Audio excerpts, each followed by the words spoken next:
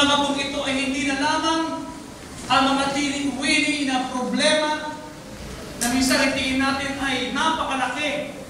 But I will go beyond those tiling-wili problems that we have or having right now. And I say with boldness na kung saan pwede po tayong manampalataya at maniwala na pwedeng maganap ang milagro sa ating mga buhay. Pag sinabi po natin miracle, it goes beyond human intervention. Yes. Hindi ito yung bagay na kung saan ay mayroong pangyayari na kung saan ay mayroong paggamit o mayroong pong tawag natin kapasidad na kaya parang gawin ng tao. Pag sinabi natin miracle, ito ay nangyayari na lamang na kung saan ay it is a supernatural thing na pangyayari na kung saan tanging Diyos lamang ang pwedeng lumikha at gumawa sa buhay natin. Yes. Kaya I challenge you, brothers and sisters, this morning. Kung kayo man ay meron pong mga bagay na kung saan ay na-overwhelm na kayo, sinasabi ko, na tingin nyo ay wala na kung saan ay, kung sa tao lamang ay hindi na magagawa. Praise God, hallelujah. Meron pong mabuting balita. Si Jesus na anak ng Diyos ay sumasa atin at siya po ay Diyos na gumagawa ng himala. Thank you, Lord. Hallelujah. Shall we pray, Heavenly Father, we thank you so much for this wonderful day of giving us to this wonderful fellowship, bringing us together, oh God, that we can live your name together. Panginoon, about all these things, Lord, we thank you, Lord. Na kami, Panginoon, o God, ay punong-puno na, pinupuno patuloy, o God, ay yung buhay. Sa umaga ito, Panginoon, namin kung tinataasan ang kongregasyon ng ito, yung mga anak. Hindi ko po alam, Panginoon, ang bigat yung mga kailangan ng bawat isa. Father God, I trust you, Lord God, because you know all things. Wala kami pwedeng itago po sa iyo, Panginoon. So, Father God, I just entrust you, Panginoon. Ang mga bagay, Panginoon, O God, na sasabitin, O God, at mga O God, ang hindi po na sa bagay.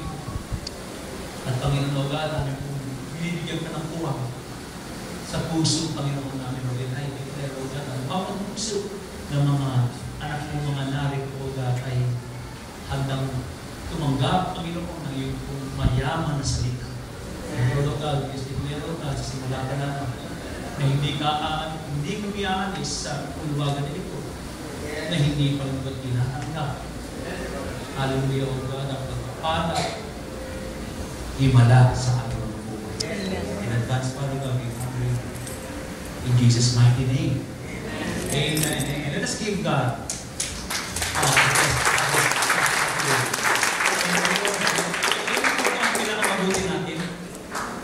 Kaya na po bang pinamabuti natin kay Jesus?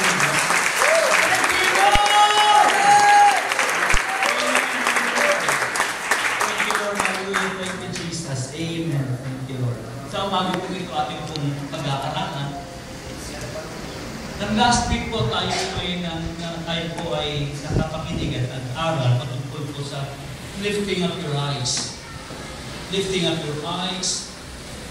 At saan po yun? See the harvest. This morning, pagpapatuloy po natin ang titulo yun. Lift up your eyes. Yes, continue to lift up your eyes. Kung na po nakababa, atin pong itaas ang ating mga mata, ating pong tingin. Lift up your eyes and see your Miracle. miracle. Praise the Lord. Walang milagro kapag tayo pinakayuko. Ang milagro po ay nangyayari the moment we lift our spiritual eyes. To the Lord.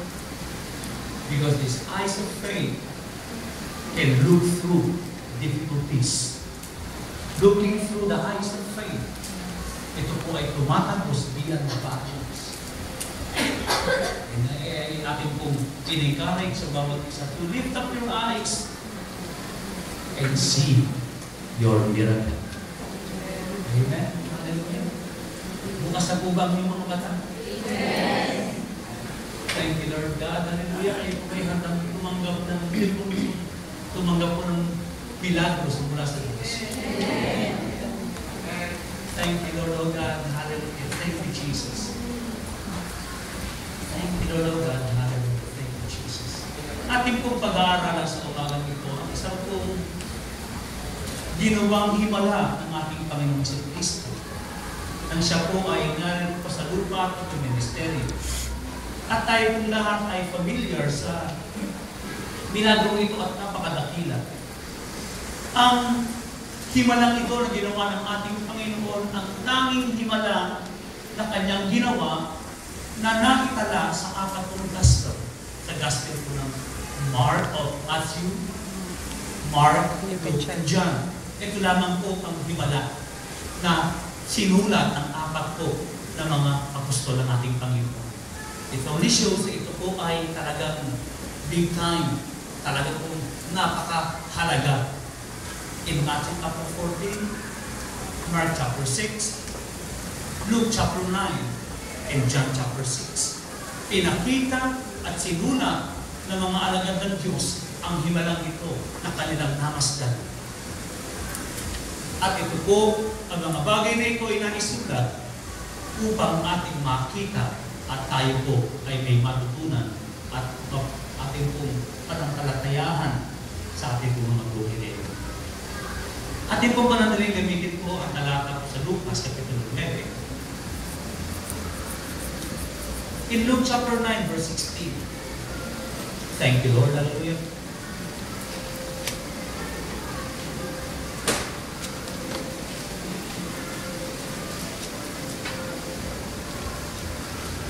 Thank you, Lord. Hallelujah.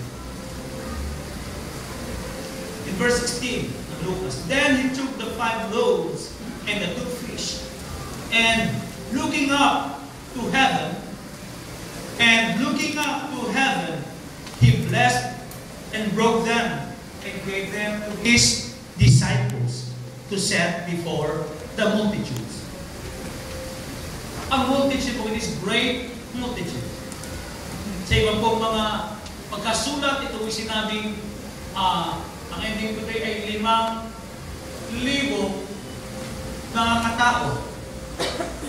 So they all ate and were filled.